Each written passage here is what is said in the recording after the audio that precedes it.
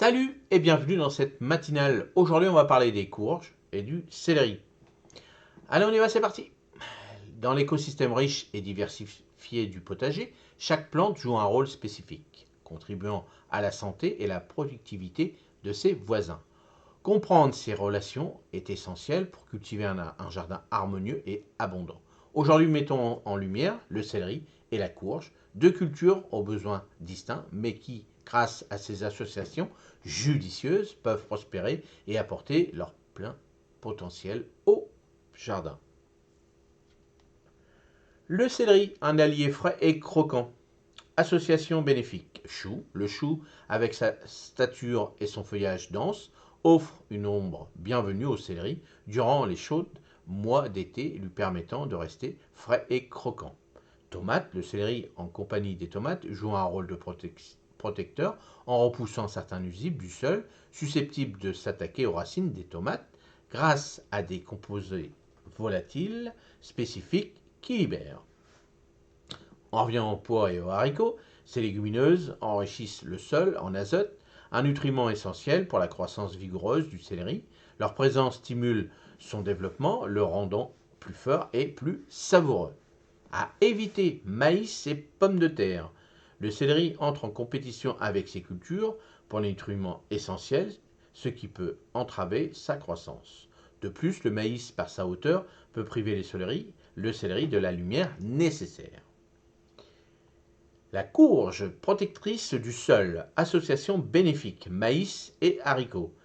Partie intégrante de la célèbre méthode de culture des trois sœurs, la courge joue le rôle de protectrice en supprimant les mauvaises herbes avec son feuillage étendu et en conservant l'humidité du sol. Cette association mutualiste permet au maïs de servir de tuteur pour les haricots, qui en retour fixent l'azote dans le sol, bénéficiant à la courge et au maïs. À éviter les pommes de terre. La proximité avec les pommes de terre est déconseillée en raison du risque partagé de maladie qui peut compromettre la santé de la courge. Conseil pratique des associations réussites. Donc là, on répète toujours à peu près la même chose.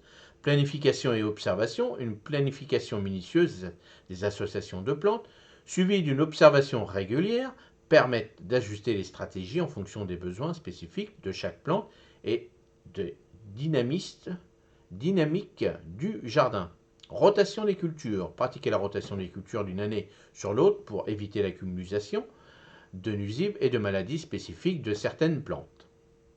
Diversité au jardin. Cultiver une variété de plantes favorise un écosystème de jardin équilibré et résilient, réduisant le besoin d'intervention chimique et encourageant la présence d'insectes et d'animaux bénéfiques. Conclusion. Les associations de plantes comme celle du céleri et de la courge, avec leurs compagnons de jardin, ne sont pas seulement bénéfiques pour leur croissance et leur santé, elles reflètent une approche du jardinage qui favorise la coopération et l'interdépendance. Voilà pour la courge, voilà pour le céleri.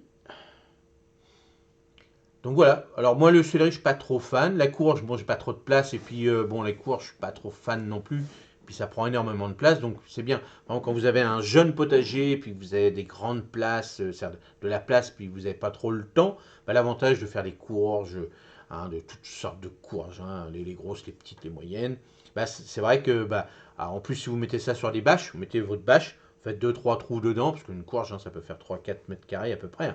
Ça dépend des variétés que vous prenez.